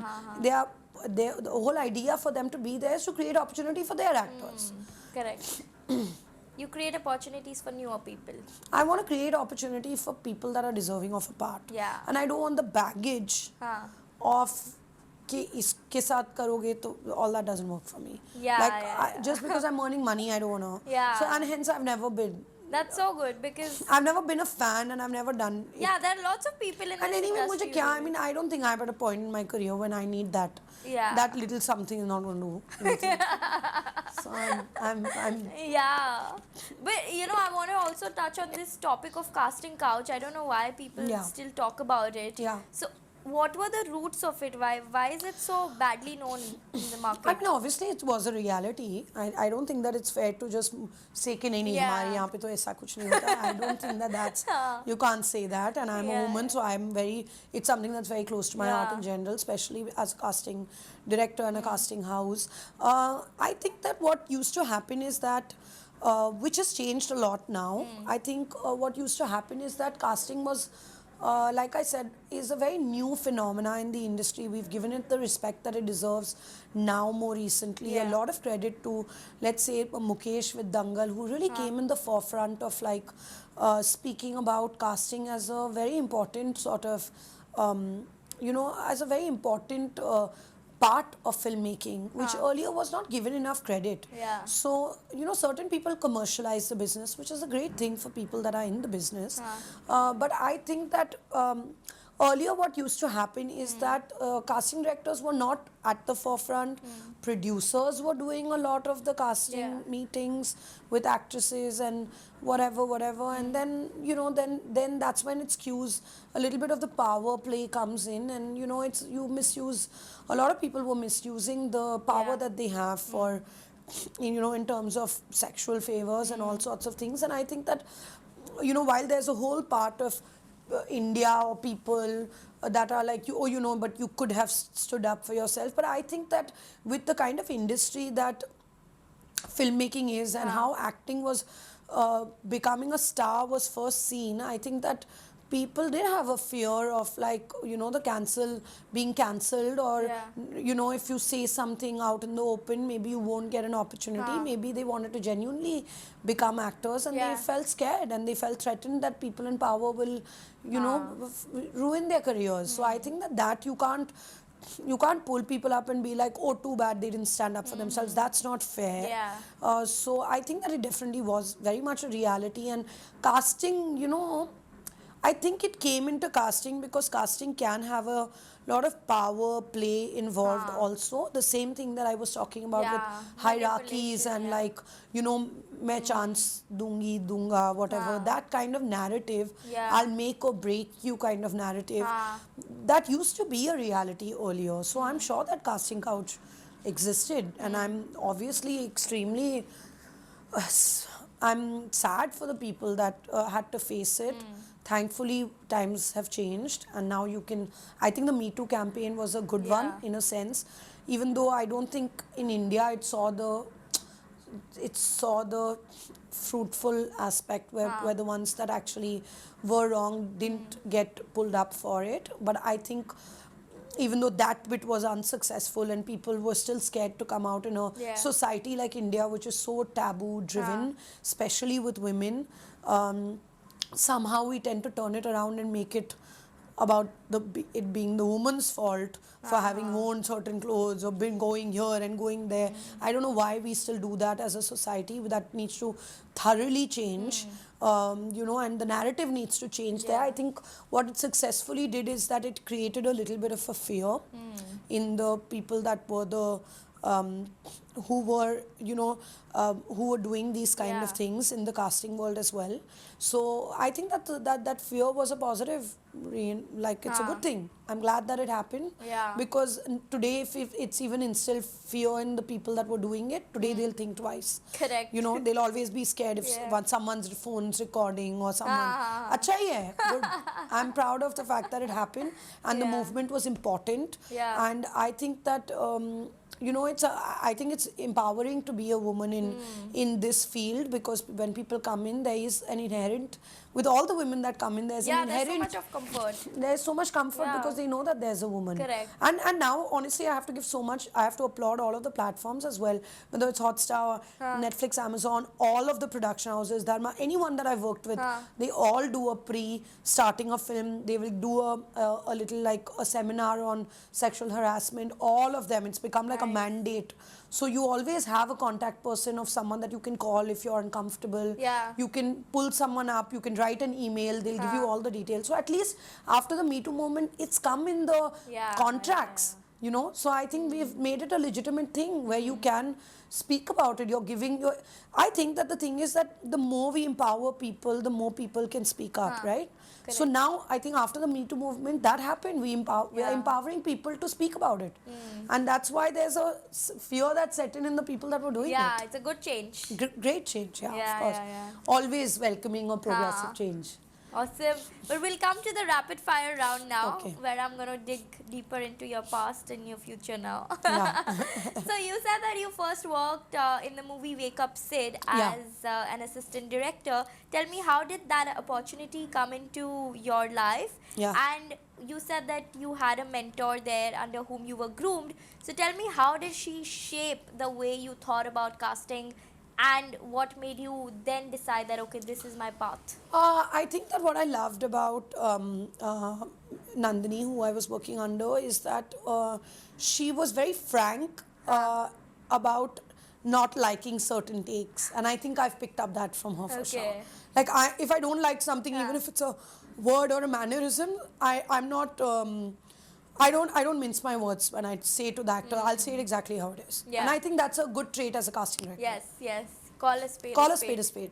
Yeah, but you didn't answer the first part of the Yeah, question. what were you saying? How did I become an assistant director? So, like I said, my family is actually has some background of film. So I actually got onto that film, Wake Up Sid, as an assistant director because Ayan is my family. Like, Acha, so he's your brother? He's my first cousin. Okay. So I sort of had just gone to Ayan as a younger girl to be like, listen, I want to assist, and he was like, okay, come. But like, I was given very, very sort of like, I was not given a designation. I was like just another person who was just thrown in there to learn, and I grasp whatever I could. So there was no privileged treatment or anything given to me. Of course. You know, it was like, okay, you can hop on and come and learn. And you know, at some point, I remember me and Sonam Nair were both assistants on that film, who's now a director. And at some point, we were told to like just research pictures of Bombay. Do you know how many pictures of Bombay are there on the internet? Many? Way too many. Yeah. Yeah, so if you're told to just get references of Bombay, you can do this for days at end. Oh, God. Yeah. So actually, that was a very interesting AD team because everyone's kind of are all established in one way or another now. Yeah. Oh, I didn't know you all were given such work. Yeah, of course, because so much of what is Wake Up Sid is like the whole palette of the film is like Bombay, right? Yeah. Bombay as we know it, new girl in the city, you know, exploring Marine Drive and, you know, staying in a hostel. So we did a lot of research on like what makes Bombay Bombay. Got it. And then what's been the most challenging phase so far in your life? A time where you just thought that how do I solve for this problem? This is personally or professionally? Both. I think personally I found the lockdown very difficult. I was one of those. I'm like an energizer bunny, so you can't keep me in a house for 3 months. I'll lose my mind. So I think personally I found the lockdown a little bit difficult. A lot of like anxious feelings through the lockdown because I'm not one, like I said, I'm not one to be like, for me my social interactions play a very big part of my personality. So I found that bit like not being able to work with my team, not being able to go to office, being confined in a home. I found that personally very difficult. I think Kapoor and Sons would be my professional like challenge. I wouldn't say that there were downsides. Challenging because I had to prove myself. And it was a lot of the casting responsibility or to showcase my talent was on my shoulders. And it had a lot of opportunity for me to prove myself. But for that, I had to take on a certain amount of wear my big girl shoes. So I think that challenging, but that in that sense challenging, not challenging. I think that again I have to give so much credit to Shakun here because he is a very, very like he instilled a lot of faith in the fact that I would be able to do this. So I think I'm one of those people that like I self pressurize. I don't need anyone else to do that. Like You're a self-starter. My own standards of my own self are very high. Maybe that's Like why if I want to you do got- something, I want to do it bloody well. Yeah, So yeah, yeah. I think the fact that I got a film like Kapoor and Sons, which read beautifully on paper, and Shakun was this amazing, cool, young director that I Yeah. wanted to obviously impress. So I took on a lot of pressure. Okay. Like I had many sleepless nights. Really? Yeah, while putting the cast of Kapoor How and long Sons. did it take? It always takes about 4 to 5, 6 months Oh to my put a God. cast together. Oh, so meanwhile they're working on Like the the script. you iconic are- plumber, Huh. we had to find like a interesting. He didn't have one tooth and all. Huh. So like stuff like that, like to add, even if they come in just for a few, Yeah. even Boobly, that like the bodybuilder. Huh. So basically, just to add like quirks that people remember these characters even Yeah, after. yeah. Even Sukant, who did such a phenomenal job as like Sid's best friend, he was Huh. just. His comic timing is amazing. So like finding all of these, the parents of course. Yeah. After I came on board, Rajat and Ratna happened. So like just the putting together a nice cast that people find memorable. And I was Yeah. so young and I was new, so I want to prove myself. So that I thought was like work-wise had been like a challenging one for me. Got it. All this is so interesting to hear, but I'm sure that at the back end, you're always like on the go. I am always on the go. But I feel like I'm one of those people that needs to always be. I mean, I'm only like inspired if I'm on the go. Yeah, of course. That's why the lockdown was hard. Because I was like, abhi मैं क्या करूँ? तभी तो जाके Yeah, बंदा. yeah. Like I said, then class came to me and I jumped upon the opportunity. Yeah. I was like, yes, Of I'll course. put all my energies into this.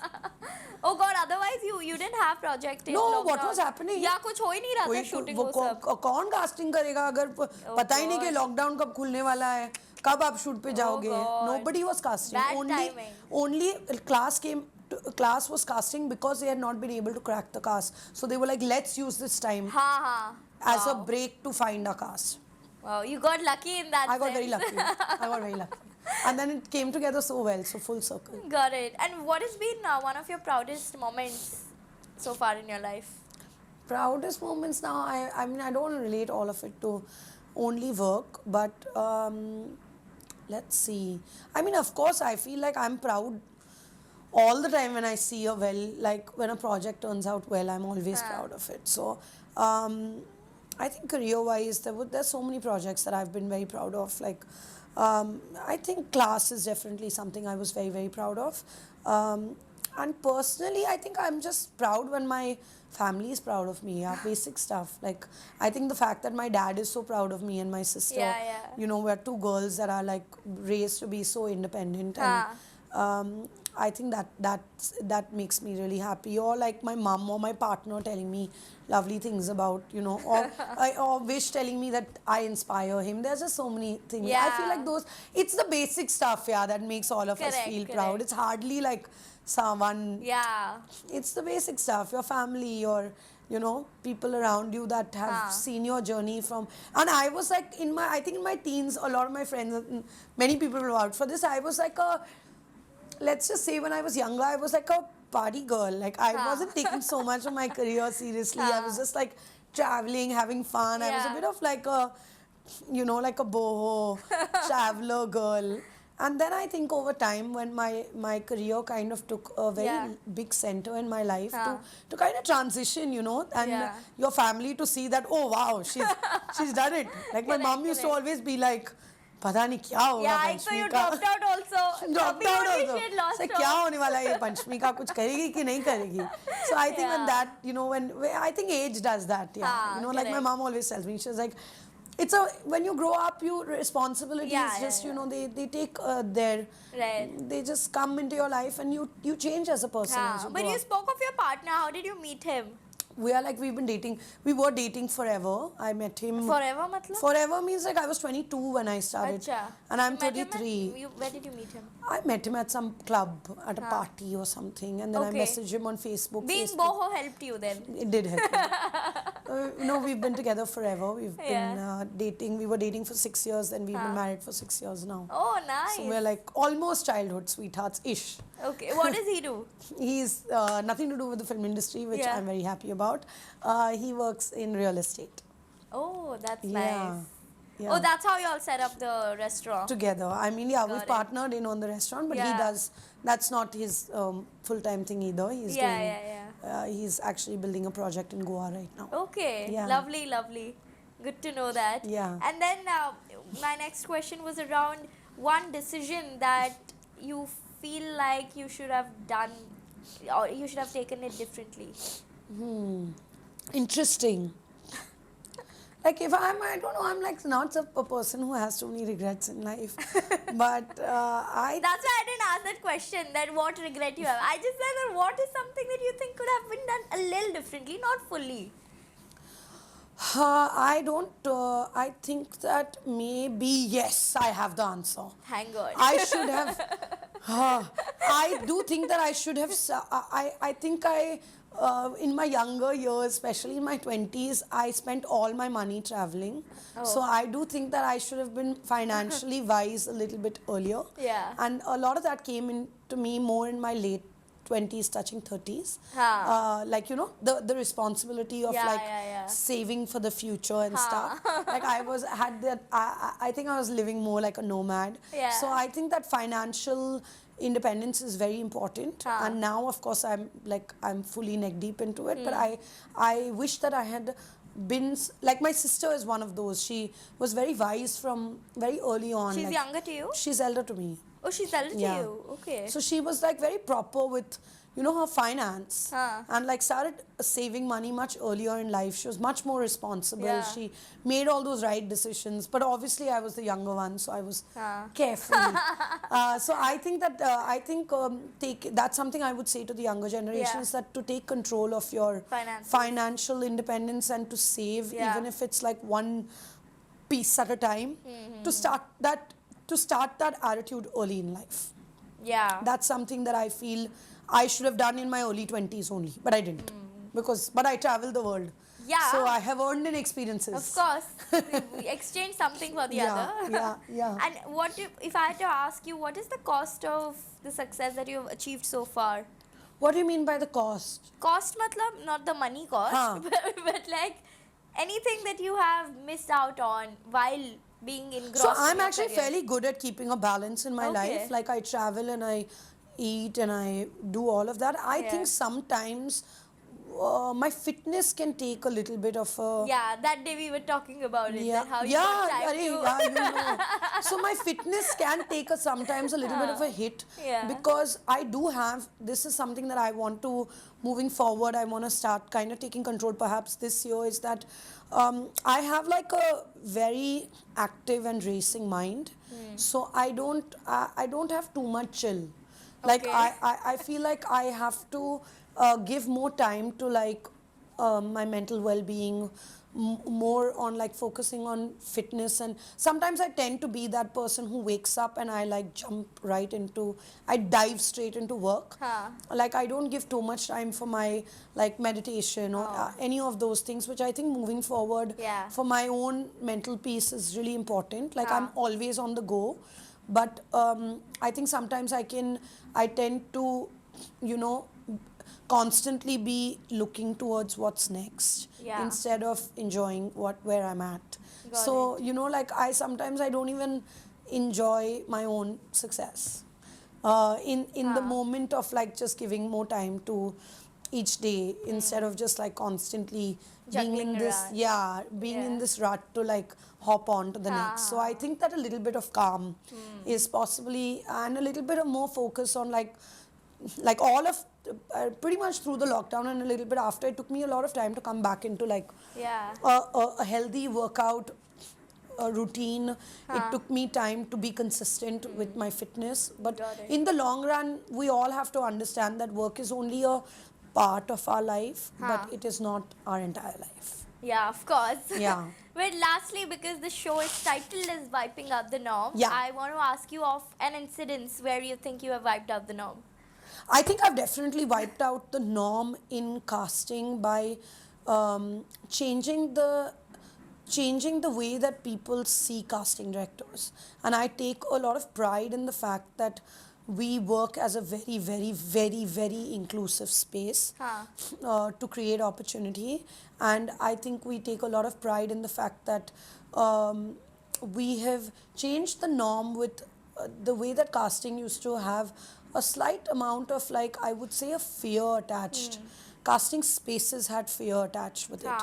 we wiped that norm. Yeah. Yeah, we have no fear attached with coming in and testing in our office. Right. And I'm pretty sure that if you had to ask actors, they would say the same. Yeah. No, that's a good thing. Yeah, I think it's a mean, needed change. It was much needed because. Yeah, also, everyone knows who the hell can Yeah. perform in fear. Yeah, exactly. If you make me scared, I won't be able to do this interview. Yeah. You know? So I think that's an important norm. And also just like trying to wherever possible just push the envelope with the way that people, like sometimes a lot of castings come written down in a certain specific way, but I always try to break the norm with showing the director how else it can be. You don't just follow as it is. Yeah, like let's say a small sort of example would be a lot of times in scripts people write a Sardar boy, Huh. and then we will try to cast a Sardar boy, but or someone from the Northeast. It'll be written in the script specifically like that. But why aren't we opening these opportunities for them generally? Yeah. Right? That's breaking a norm. Like if there's a boy in the age group of 20 to 25, we should be testing everyone that's in 20 to 25. Correct. Why are we waiting for the script to say that? To then test them. Yeah. With the same with a certain ethnicity. If it's open, then it should be open to all. Yeah. And now that we are so pan India, we should be pan India. We should be proud of that. So I think that's a norm that I'm changing. Like when I see a brief, I will make sure that everyone that fits in that age category, even if it's away from the brief, will get to test. Yeah, that's actually a good way of opening up opportunities. Yeah, for because you people. never know, director's going to see a test, it's a good test, it's a good test. Yeah, all they want is a talent. Yeah. I mean, they're not going to look at the script, what was And written. the thing is that sometimes directors or whoever's writing a screenplay may not think of it. Yeah. But I'm thinking of it. So it's my job as a casting director to bring that to them and be like, you know what, I'm going to give you everything. Yeah, there's a I'm going to reason- be inclusive in terms of like, body types. I'm going to be inclusive in, even if they have a bit of an accent, I'm going to be inclusive in everything really, So just like a slightly widen the horizon a little bit. Yeah. And I think in India we have to say that once you show people that it can be like this, they will be like, हाँ ऐसे भी हो सकता है. So I think someone has to kind of show the way. And we try to show the way whenever it's possible. Yeah. That's why you have a director towards the end in your name, casting director. Yeah. Because I think you are a part of the whole process. Absolutely. And I love how you are actually changing the norm, because even I didn't know that this is the new way of dealing with things, and you clearly have told us something new that we didn't know of, including making us understand how does the industry work, how does the revenues come. But thanks a lot for your time, Panchami. Had a great time. And I have one question around your name. Yeah. What does it mean? So Panchami is actually, I'm named, my dad named me. Okay. It's obviously kept after an auspicious day, which is Nag Panchami, which is a festival in India. But my birthday is also on the 5th of April. So Panch as in Panch as in Got Panch. it. Wow, significant meaning. Yeah. I mean, it's an Lovely. offbeat name. I was teased my entire life with Panchami. Oh God. But eventually it got it. I moved past that. Yeah. But yeah, I do also think it's a unique name. It is. And I don't know too many more Panchmis. Even I don't. Yeah, exactly. But glad to have you here, Panchami. Thanks Likewise. again Thank for being you. there.